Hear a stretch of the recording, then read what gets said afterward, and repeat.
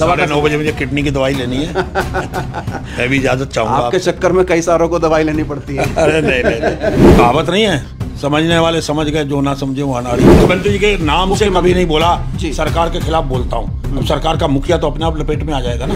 मुझसे लोग पूछते हैं राजनीति बहड़ जी किसको कहते हो? बस अपना कब पराया होया और पराया कब अपना हो जाए। अगर गोली के खाल उतारने की कोशिश करोगे तो इतने पंजे पड़ेंगे, तो मतलब इतने पंजे पड़ेंगे। आपके नाखूनों में अभी धार बरकरार है। रहा हूँ, मेरी जवान में भी, मेरे शरीर में भी, मेरे हाथों में भी इतनी ताकत है। हाँ। ऊपर वाले ने दे रखी है। हमको मिटा सके ये जमाने में दम नहीं, हमसे जमाना खुद है, जमाने से हम नहीं। कल तक जो लोग तिलकराज बहड़ को रुद्रपुर की राजनीति में नहीं पचाना चाहते थे और खुद तिलकराज बहड़ इस बात को कहते थे कि मुझे जब रुद्रपुर की जनता ने या फिर मेरी ही पार्टी के नेताओं ने साइड करने या निपटाने की बातें कही हैं, कुचक्र रच रहे हैं, तो मैं रुद्रपुर में क्यों जाऊं। लेकिन रातों रात कौन सी ऐसी बात हुई कि तिलकराज बहड़ दोबारा से चुनावी प्रचार में उतर आए हैं। और बहुत दिलचस्प मामला यह है कि जब से तिलकराज बहड़ ने कमान संभाली है, 2 दिन हुए हैं, कुछ जनसभाएं उन्होंने की हैं, कुछ एक वार्ड में गए हैं, माहौल बदल सा गया है। और वो कांग्रेस जो रुद्रपुर में कहीं ना कहीं मरणासन स्थिति में पहुंच गई थी, वो खिलता हुआ नजर आ रहा है। फूल नहीं, कमल का फूल नहीं, बल्कि हाथ का पंजा खिलता हुआ, निखरता हुआ रुद्रपुर में अब नजर आ रहा है। इसको क्या कहा जाए? कोई राजनीतिक पैतरेबाजी है या बेटा सौरभ बहड़ चुनाव लड़ रहा है, उसका प्रेम है कि आपको रुद्रपुर की राजनीति में खींच लाया? जो भी कुछ है वो भी सवाल जवाब करेंगे। आखिर कौन सी ऐसी स्थितियां बनी कि जो तिलकराज बहड़ कल तक रुद्रपुर के लिए गैर जरूरी होते थे, खासतौर पे कांग्रेसियों के लिए, उन कांग्रेसी नेताओं के लिए जिनका प्रचार आज आप कर रहे हैं, आज आप कंधे से कंधा मिलाकर उनको आशीर्वाद दे रहे हैं, उनके कार्यालयों की ओपनिंग कर रहे हैं। क्या एक मजबूरी बनी कि बेटा चुनाव लड़ रहा है, या कांग्रेस ने अपनी गलतियों का पश्चाताप कर लिया? रुद्रपुर की कांग्रेस ने क्या कुछ हुआ? जहां तक आपने कहा कि आप एकाएक कैसे पार्टी के पक्ष में चुनाव में उतर गए, देखिए मैं कोई आज का तो हूँ नहीं, 8 बार एमएलए का चुनाव लड़ चुका हूँ जी, और 3 चुनाव मैंने बीजेपी से लड़े और 5वां चुनाव ये उत्तराखंड में जी हो रहा है जो मैं कांग्रेस से लड़ रहा हूँ। तो ऐसा कुछ नहीं है कि मैं अचानक आ गया, मैं तो पार्टी का हूँ, पार्टी का चुनाव हो रहा है। अब मुझे कोई कहे, पार्टी का प्रदेश अध्यक्ष या प्रभारी कहें, नेता प्रतिपक्ष कहें कि आप जाइए चुनाव लड़ाइए, तो मुझे ऐसा लगा कि मुझे फिर अच्छा नहीं लगेगा।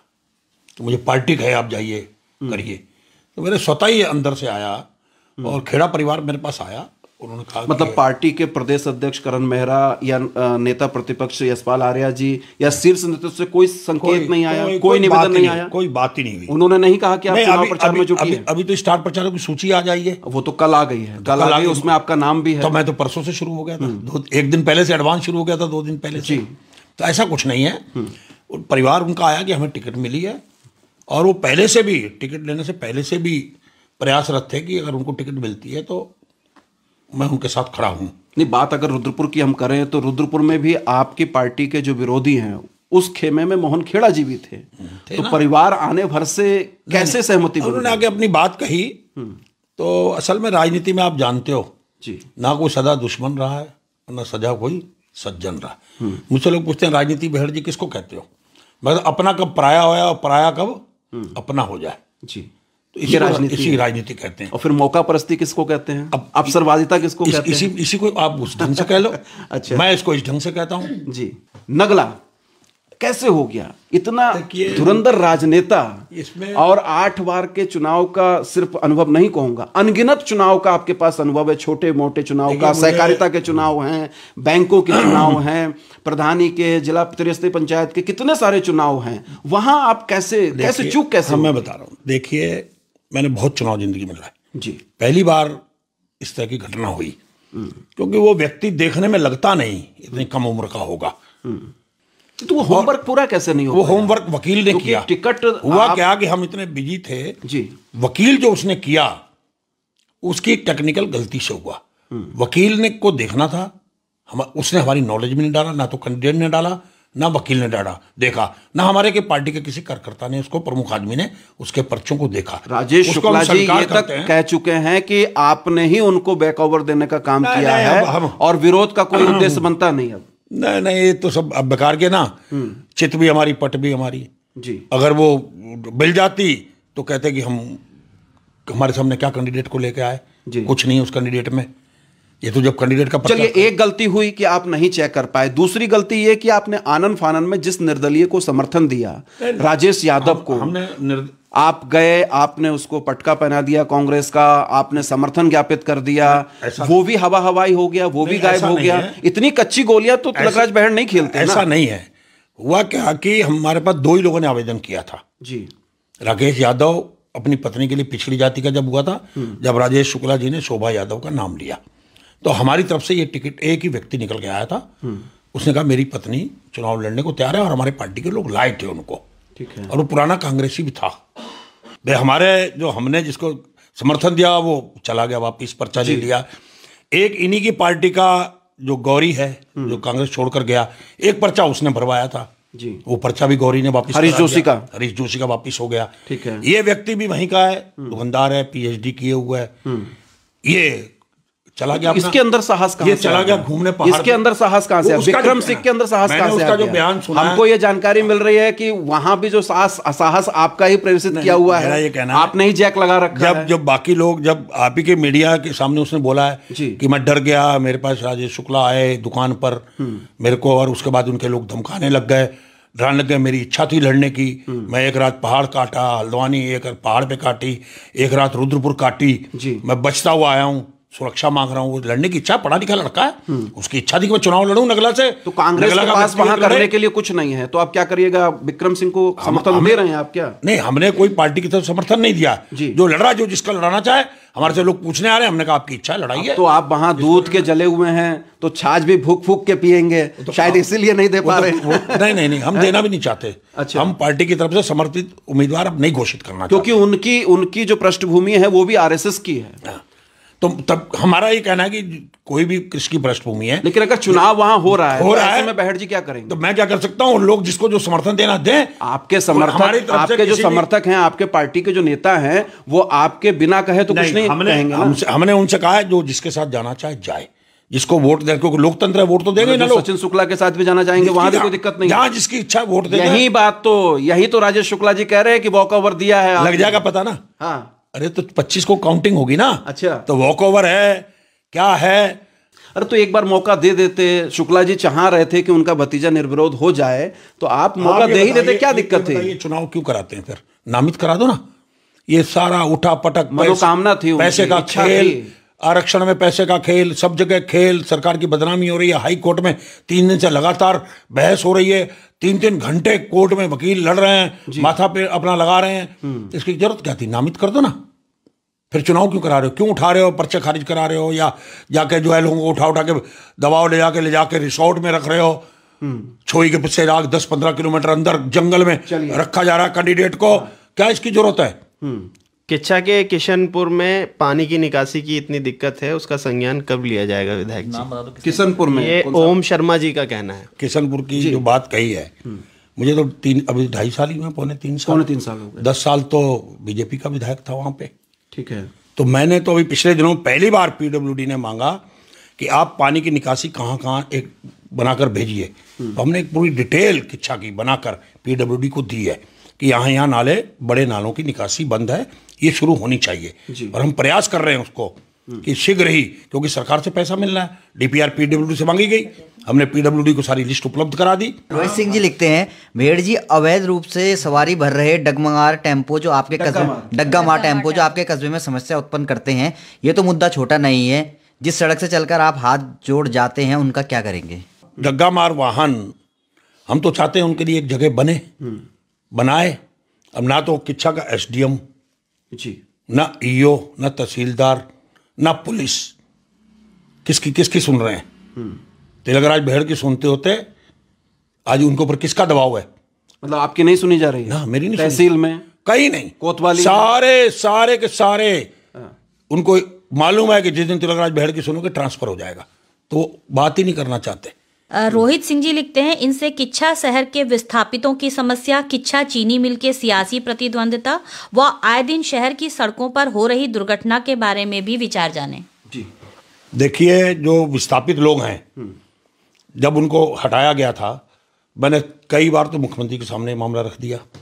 अभी आपको मालूम होगा मैंने विधानसभा में उठाया था मामला कि इनको भी खुरपिया की जमीन पर, ये जो लोग यहाँ से उजाड़े गए हैं, इनको भी जमीन दी जाए, पंतनगर के लोगों को भी जमीन दी जाए वहां पर, और खुरपिया के लोग जो रह रहे हैं उनको भी, जबरानी बांध के लोगों को लाकर यहाँ बसाया जाने की बात चल रही है। 300 एकड़ जमीन उनके लिए सरप्लस करा दी गई है। उनकी कार्य योजना के लिए 1 करोड़ रुपया समथिंग एक एजेंसी को दे दिया गया है उसका वो बनाने के लिए DPR। ठीक है। और इनकी कोई बात नहीं करता।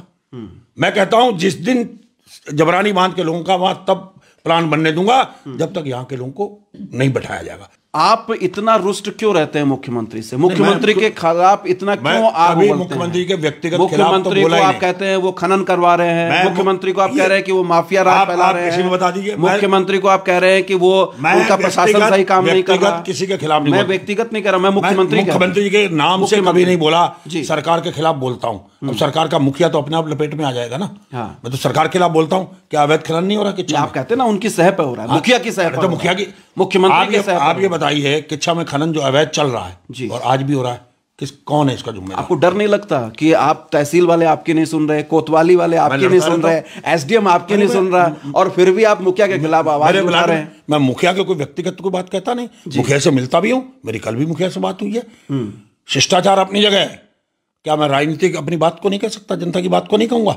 नहीं कहूंगा तो लोग मुझे क्या कहेंगे? तो ओवरलोड बहानों के लिए भी आपने आवाज मुखर की थी कि बहुत सारे लोग अकाल मृत्यु को प्राप्त हो रहे हैं, डंपर जो चल रहे हैं, बहुत थोड़े दिन के लिए बंद हुए जी, फिर शुरू हो गए।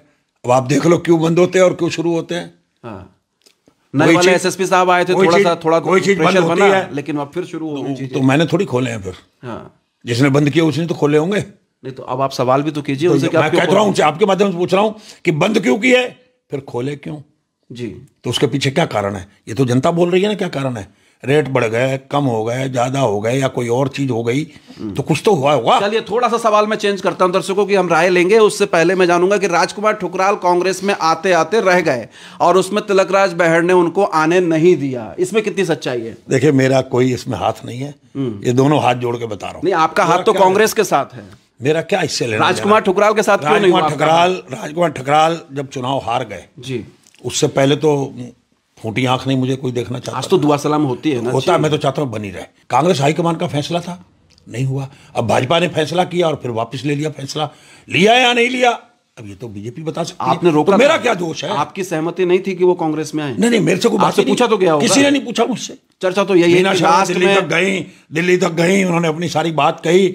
मैं तो चाहता था मीना शर्मा जी को आपने दिल्ली तक भेजा। मैं क्यों भेजूंगा? क्या मीना शर्मा जानती नहीं, गाड़ी नहीं है, उनकी बेटी नहीं है, वहां रहती, कौन नहीं रहता दिल्ली में, उनका बेटा नहीं रहता? दिशा निर्देशन चाहिए होता है। क्या वो पढ़ी लिखी, आप उनके नेता हैं? पढ़ी लिखी महिला है। नहीं, और नेता अरे नगर पालिका अध्यक्ष रह चुकी हैं। नेता कौन किसका है? आजकल कोई किसी को नेता मानता है? ऐसी कैसी बात? कोई नेता किसी को नहीं मानता। कहते हैं आप नेता हैं भाई, सारे कांग्रेसी कहते हैं। कोई किसी को नेता नहीं मानता। अच्छा, मेरे से तो 4-6 महीने से तो इधर मुलाकात ही नहीं हुई उनकी। वो उनसे तो ये कह दिया गया कि तुम संगठन के साथ चलो, भेड़ के साथ चलोगे तुम भी अलग थलग हो जाओगे। चंचल कुशवाहा जी लिखते हैं कि खुरपिया के भूमिहीनों के साथ विश्वासघात, सरकार द्वारा 500 एकड़ भूमि को सरकार द्वारा खुर्द-बुर्द किया जा रहा है और अब वहां के वासियों को भी हटाने का प्लान कर रहा है। खुरपिया में जब हरीश रावत जी की सरकार थी तो 500 एकड़ जमीन उनके लिए अलग आरक्षित करने की बात हो गई थी और उसकी सूची भी तहसील से मांग ली गई थी।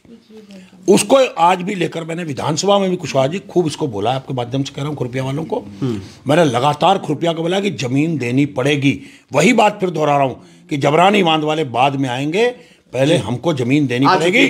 और ये लड़ाई तिलकराज बहड़ लड़ेगा, हर हालत में लड़ेगा और जीतेगा भी। खुरपिया वालों को जमीन दिलाकर हम रहेंगे, उससे पहले हम उजड़ने नहीं देंगे।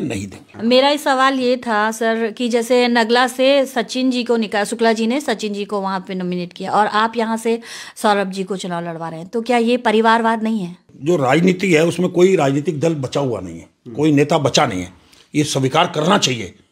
मेरा बेटा आज लड़ रहा है, पार्षद ही लड़ रहा है, कोई बहुत बड़ा ऐसा चुनाव नहीं लड़ रहा। तो मैं मानता हूं कि ये परिवार का व्यक्ति लड़ रहा है, पर वो नहीं मानते। अब मानना उन्होंने शुरू किया भाजपा वालों ने, खासकर शुक्ला जी ने, कि परिवारवाद। नहीं तो बहुत बोलते थे कांग्रेस के खिलाफ। तो परिवारवाद एक परंपरा चली आ रही है राजा महाराजाओं से, वो बंद नहीं हो पा रही, जबकि बंद होनी चाहिए, पर बंद बड़े बड़े नेता ऊपर से कर ही नहीं रहे। किच्छा में कई ऐसे गांव हैं जिनमें जैसे बकपुर हो गया, नजीमाबाद हो गया, इनमें सड़कें नहीं पहुंची और सड़कें खराब हैं कहीं, तो कब तक सड़क पहुंचेगी और कब बनेगी? देखिए बकपुर में 10 साल तक कोई सड़क नहीं बनी। मैंने बकपुर में अभी सड़क डंपी फार्म से जो पीछे वाली नहर वाली सड़क जाती है पूरी सेंक्शन कर दी, 80 लाख रुपए उस पर सेंक्शन किया राज्य योजना से। मैंने माता फार्म वाली सड़क मंजूर की है, बन चुकी है। मैंने जो भगवानपुर को जाती है सड़क पीछे को फ्लोरा उधर होते हुए, वो मैंने बना दी है सड़क। मैंने डाम में सड़कें दी हैं। तो मेरे टाइम में पहले डेवलपमेंट हुआ था, आज भी मेरे ही समय वहां पर दोबारा सड़कों के काम शुरू हुए विधायक निधि से लेकर।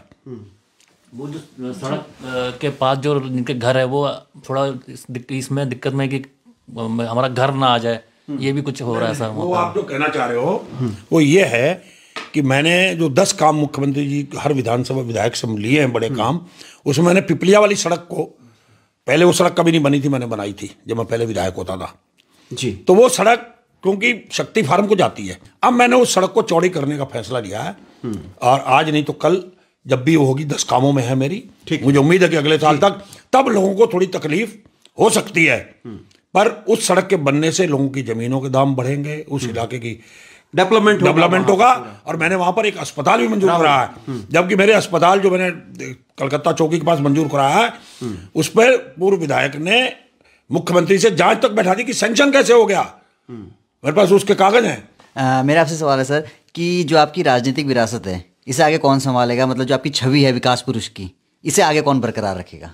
अब देखिए ये तो अभी कह पाना कोई आसान है नहीं। जो बच्चे खरे उतरेंगे, जो बच्चा खरा उतरेगा, जो काम करेगा वो संभालेगा। नहीं, सौरभ तो चुनाव लड़ ही रहे हैं। हाँ तो अभी तो किच्छा में मैंने मेंबरी से शुरू किया था जी। मैंने मेंबर, जब मैं रिटायर हो जाऊंगा तो कोई तो संभालेगा दोनों में से। तो नक्शे कदम पर तो फिर वो वही चल रहे हैं, सौरभ चल रहे हैं मुझे लग रहा है। सौरभ ने मेंबरी शुरू की है, गौरव अपने रास्ते चल रहा है। अच्छा, साक्षी की बात भी आती है कि साक्षी भी आ सकती है मैदान में। अब देखो ये तो इच्छा है साहब, मेरे से कोई पूछे तो मैं कहूंगा कि राजनीति में अब नहीं रखा। जो राजनीति पहले थी ना अच्छी, सम्मान की, इज्जत की, नजरें देखती थी राजनीतिक व्यक्ति आ रहा है, विधायक आ रहा है, अब लोग उसको जिस नज़र से देखते हैं मुझसे ज़्यादा बेहतर आप जानते हैं। अब राजनीति वो अच्छी नहीं रही, और उत्तराखंड की राजनीति तो बिल्कुल ही उतनी अच्छी नहीं रही। आप देख रहे हो ना मेरे बारे में कितने कटाक्ष होते हैं। अभी नया कटाक्ष आपने देखा नहीं कल परसों, कि जो शेर है बूढ़ा हो जाता तो उसकी खाल उतरती है, तो उतारते तो तड़फता है। अरे बूढ़ा शेर को भी, कोई भी शेर हो, बूढ़ा हो जवान हो, उसको मारने, खाल उतारने के लिए उसको पहले गोली मारनी पड़ती है, तभी तो मरेगा, तभी तो खाल उतरेगी। और नहीं तो जाते जाते भी ऐसा जख्म देके जाता है, सामने वाले को मार के जाता है कि वो फिर 2027 से लेके आगे तक 32 तक तड़पता रहता है। बगैर गोली के खाल उतारने की कोशिश करोगे तो इतने पंजे पड़ेंगे, तो मतलब इतने पंजे पड़ेंगे, आपके नाखूनों में अभी धार बरकरार है। तो रहा हूं, मेरी जवान में भी, मेरे शरीर में भी, मेरे हाथों में भी इतनी ताकत है, ऊपर वाले ने दे रखी है। दलीप जीना जी, विधायक जी, आपके विधानसभा क्षेत्र किच्छा वार्ड नंबर 16 विकास कॉलोनी में 900 मीटर की 20 फीट चौड़ी कच्ची सड़क है जो आपके संज्ञान में भी है। वहाँ के लोगों द्वारा आपके पास कई बार इस मार्ग को बनवाने के लिए कहा गया, मगर आपने वहाँ के लोगों की समस्या को बिल्कुल भी अपने संज्ञान में नहीं लिया। आखिर क्या वो सड़क बनेगी? जी देखिए, मैं इस विकास कॉलोनी में पहली बार अब की गया था अभी जन समस्याएं सुनने के लिए, और मैंने उस सड़क का संज्ञान लिया क्योंकि बड़ी सड़क है वो, तो बड़ी सड़क राज्य योजना से होगी। छोटी सड़कें थी विकास कॉलोनी की, मैंने एक छोटी सड़क दी है, अभी दी है, मैंने नगर पालिका को भी भेजी है सड़कें। वो बड़ी सड़क है जो चाहते हैं, क्योंकि एक और आबादी है, बीच में खाली है एरिया। मैं पहली बार होकर आया हूँ वहाँ, और मैं कोशिश करूंगा उस सड़क को, क्योंकि सड़कें मैं विपक्ष का हूँ विधायक, जितनी लाने की कोशिश कर रहा हूँ, क्योंकि नगर पालिका क्षेत्र में आता है, और अगली बार चेयरमैन हमारा बनेगा तो उसको हम जरूर धीरे धीरे करके उसको भी बनाएंगे। जी अगला राजेश कोहली रज्जी जी लिखते हैं, किच्छा की गोला नदी पर पुल कब तक बन पाएगा? जी पुल, इसकी सारी फाइलें बनाकर मैंने नाबार्ड के माध्यम से लेके गया सरकार के पास। ठीक है। और मैं आपको कम से कम 10 चिट्ठी कोहली जी दिखा सकता हूँ, मुख्यमंत्री जी को दी हैं, पंकज जो सचिव हैं उनको दी हैं, कई बार डीपीआर इसकी अलग अलग भारत सरकार तक को भेजी, अजय भट्ट जी को मैंने चिट्ठियां लिखी। अब इसको प्रोसेस में है वो दोनों को दोनों पुल, और एक पुल तो मेरे ख्याल आज से 4 साल पहले मुख्यमंत्री घोषणा में है जो गल्ला मंडी वाला है, और एक पुल अब मुख्यमंत्री जी ने घोषणा में डाला है, और इन दोनों पीरों के लिए मैं लड़ाई लड़ रहा हूँ। अच्छा, मेरे एक दो क्वेश्चन है। हाँ, एक तो मैं ये पूछना चाह रही हूँ कि जो आप किच्छा में ऑडिटोरियम और एक सिटी क्लब वो कुछ बनाने वाले थे, तो उसका अभी क्या चल रहा है? देखिए, उसका कम्युनिटी हॉल का जो है मुख्यमंत्री घोषणा में शामिल हो चुका है, उसका एस्टीमेट बनकर जा चुका है और उसकी EFC होने वाली है जी। पहले उसकी DPC होती है, वो हो चुकी है, अब EFC होने वाली है। होते ही जो है उसका मुझे लगता है कि अगले 2-3 महीने के अंदर जो रुद्रपुर से भी एक अच्छा 8-10 करोड़ का वहाँ कम्युनिटी हॉल बनेगा, उसके अंदर गेस्ट हाउस होंगे, क्योंकि वहाँ पर उद्योग आ रहे हैं, फैक्ट्रियाँ आ रही हैं, अभी कोई गेस्ट हाउस नहीं है किच्छा में जी। तो हमने मुख्यमंत्री से कहा कि वो दोनों काम करेगा। उसके एक फ्लोर पे हम गेस्ट हाउस बनाएंगे और एक नीचे कम्युनिटी हॉल बनाएंगे, ताकि किच्छा में फिर गेस्ट हाउस की प्रॉब्लम्स, बड़े बड़े लोग आएंगे, रुकेंगे, लोग करेंगे, वो हम करने जा रहे हैं। और दूसरा, हम स्टेडियम के लिए भी मुख्यमंत्री के 10 कामों में मैंने डाल रखा है, वो भी मुझे लगता है कि जल्दी मुख्यमंत्री घोषणा में शामिल हो जाएगा अगले 2-3 महीने में। और स्टेडियम की भी हम जमीन तलाश करके उसका भी काम। अभी जितने साथी हैं सब लोग सवाल अपना संक्षिप्त में ले लीजिए और एक साथ जवाब। सर, एक सवाल है जल्दी कि 2027 में आप रुद्रपुर से चुनाव लड़ेंगे या किच्छा ही रहेंगे? रुद्रपुर से अब चुनाव नहीं लड़ूंगा मैं, किच्छा से ही चुनाव अगला 2027 का।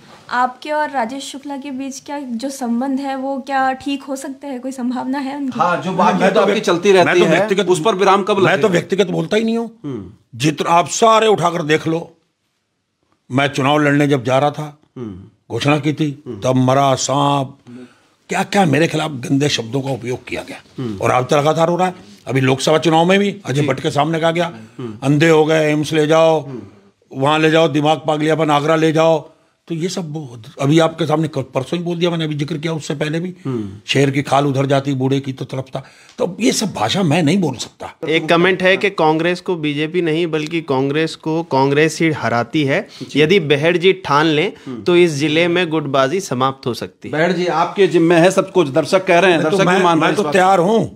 विकास वो शादी, हाँ, वो ऐसा है ना, तो कई बार कह रहे साहब मैं तो शादी करने को तैयार हूँ, पर लड़की वाले तैयार नहीं है, लड़की वाले अब तैयार नहीं है, मैं तो तैयार घूम रहा हूँ जी। तो भैया मैं तो तैयार हूँ, आला तो तैयार हो, हाईकमान तो कहे कि बहेड़ जी संभालो। चलिए, अब स्टार प्रचारकों की लिस्ट आ गई है, हो सकता है अब प्रदेश अध्यक्ष का फोन आ जाए आपके पास। जी, सचिन अभिजा जी लिखते हैं, क्या फ्यूचर में बहेड़ जी हमें सौरभ जी को रुद्रपुर के मेयर के रूप में देंगे ताकि उनके द्वारा कराया हुआ डेवलपमेंट आगे बढ़ सके? अब सीट कब सामान्य होगी? सज्जन जी पहले आशीर्वाद दो, उनको मेंबर बनाओ, अभी बहुत दूर की कहानी है। तिलक जी, एक और प्रश्न है। इसी साल उत्तराखंड में पंचायत चुनाव भी हैं जो कि आने वाले हैं 4-6 महीने में, तो क्या आप इसके लिए क्या ग्रामीण कांग्रेस को महत्व कैसे देंगे? अभिषेक राय पूछ रहे हैं, इनका नाम अभिषेक राय। तो देखिए, हम तो अपने ग्रामीण मंडल की हमारी इकाई है रुद्रपुर की, ब्लॉक की, और हमारे बहुत बड़े वरिष्ठ नेता इस ब्लॉक के अंदर रहते हैं। सब लोग मिलकर रणनीति बनाएंगे और ब्लॉक प्रमुख हम अपना बनाएंगे, जिला पंचायत सदस्य हम अपने जिताएंगे, ये हमारी जिम्मेदारी है, इससे हम नहीं भाग सकते। पारस नरेंद्र पपनेजा जी लिखते हैं, किच्छा में जो गेट बन रहे हैं उससे जनता का क्या फायदा है? सौंदर्यीकरण बढ़ेगा किच्छा का जी, और कुल लागत पूरे तीनों गेटों की 1 करोड़ के आसपास कुल आने वाली है। चलिए, दोबारा हम फिर कभी बहेड़ जी को आमंत्रित करेंगे, लेकिन अभी 9 बज चुके हैं और स्वास्थ्य ठीक है, बढ़िया है, अच्छा है, और टाइम 9:30 बजे मुझे किडनी की दवाई लेनी है। मैं भी इजाजत चाहूंगा। आपके चक्कर में कई सारों को दवाई लेनी पड़ती है। अरे नहीं, आपकी पूरी टीम का शुक्रिया। चलिए, आपने मेरी भावनाओं को जनता तक पहुंचाया। चलिए, बहुत बहुत शुक्रिया, धन्यवाद। बने रहिए अनसुनी आवाज के साथ। अनसुनी आवाज के फेसबुक पेज को फॉलो कीजिए, आप हमको यूट्यूब पर भी जरूर सब्सक्राइब कीजिए। हमको मिटा सके ये जमाने में दम नहीं, हमसे जमाना खुद है, जमाने से हम नहीं। ये शायरी, ये शेर बहेड़ जी के लिए बिल्कुल उपयुक्त बैठता है। जमाने के साथ हैं जी। शुक्रिया।